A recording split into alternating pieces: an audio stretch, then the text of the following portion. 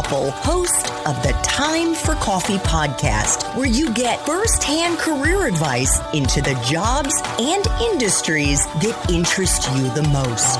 And before we start today's show, I have a quick favor to ask you. If you haven't already, I'd be incredibly grateful if you give us a rating and a review on iTunes. And if you're like me, you need to do it now because you'll forget later and because it's the best way to help others who may be in search of career advice to find this free resource. So press pause if you haven't done it and do it right now.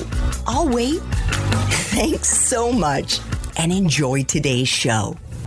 Hey there, Java Junkies. Welcome to another K-Cup mini episode of Time for Coffee. By the way, K-Cups come in 3 sizes, single, double, and triple shots, or roughly 1 minute, 5 minutes, or 10 minutes in length. So if you don't have time to throw back an entire caffeinated career conversation, these K-Cup mini episodes of T4C can give you a quick caffeinated fix, whether you're on the go or you only have a few minutes to binge. So grab your mug and take a chug, because it's time for a caffeinated career triple shot K-Cup with my guest, Sascha Mornell.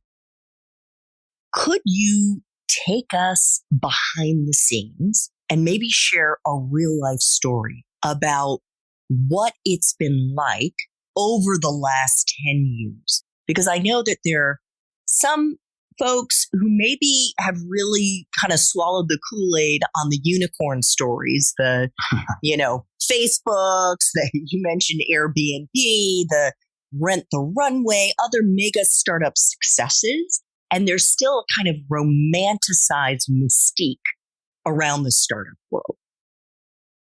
And those companies that you've mentioned, we are honored to be thought of with that company. Those startups all raised either hundreds of millions to billions of dollars. And I agree with you that there's a lot of romance around the tech startup world, that you have an idea, you create a simple website or app or a platform. Instantly, the phone is ringing off the hook for venture capital to fund you. And within 15 minutes, you're now a unicorn or $1 billion valued company. I've certainly found that the reality is much grittier. The signing up for something like this means that even though I'm the CEO and co-founder, it means that you do all jobs 7 days a week. I don't want to say 24 hours a day, but you're always on call, if you will. And so you have to do a bit of everything. You've got to do finance, product design, hiring. You're dealing with HR, recruiting. You are trying to convince users and customers to come onto the platform, something that they've never done. It seems like a good idea, but for a boat owner to try your platform, they may not believe that this is going to give them more business, or they'll ask, well, what other customers do you have? So there's a lot of sales that you are trying to convince people as a disciple. And so many times, many startups also are not able to raise money unless it happens to be a quote unquote hot area of the market for venture capital. And so those are things behind the scenes that most people don't see about any type of startup. It could be tech, it could be manufacturing, whatever it may be. And you're always worried about making payroll. You're always worried about bringing people on to this journey with a high likelihood of failure. And I'll conclude this comment by saying, in the press, it looks like everyone's an overnight success story. And I always push back and say it takes 10 years to become an overnight success story.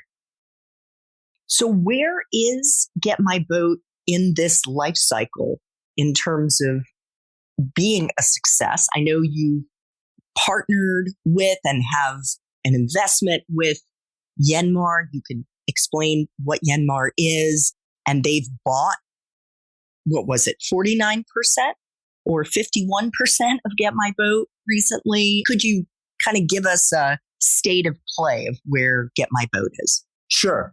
So about a year ago, a little more than a year ago, we were about 8 or 9 years in. We had a small investment from Yanmar. Yanmar is a massive Japanese conglomerate.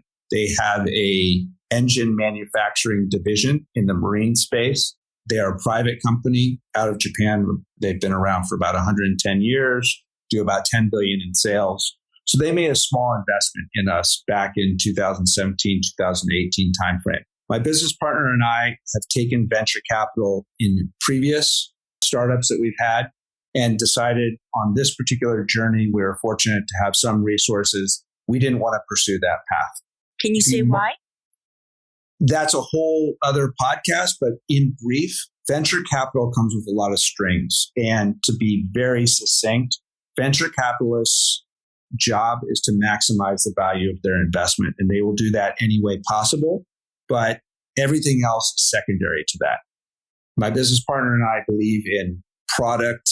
We believe in our employees, customer service, taking time to find a product market fit and not necessarily throwing money at growth. And so we just had a very different view based on our previous experience, and that was not a path that we wanted to take.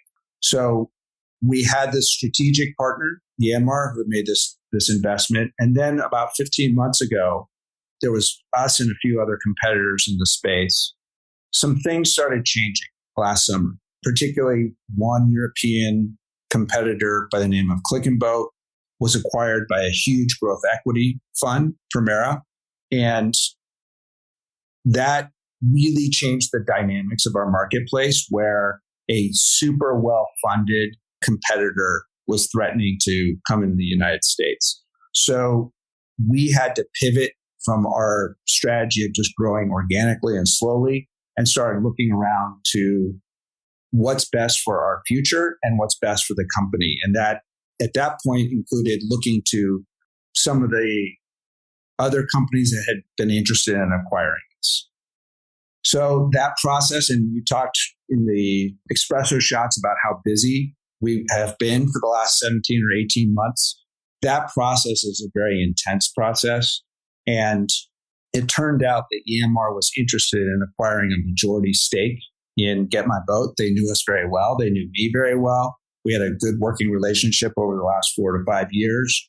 They are a manufacturing company, but had interest in the tech space and learning about technology. And it turned out that that was, as the saying goes, was an offer that we couldn't refuse. And so fast forward to where we are today, Yanmar is the majority shareholder. They own a majority stake in the company. And we couldn't be happier with the partnership and relationship as it stands today. Thanks for tuning in to this K-Cup mini episode of Time for Coffee. If you want to listen to our entire caffeinated career conversation, please check out the show notes for this episode. Thanks so much for listening to this latest episode of T4C.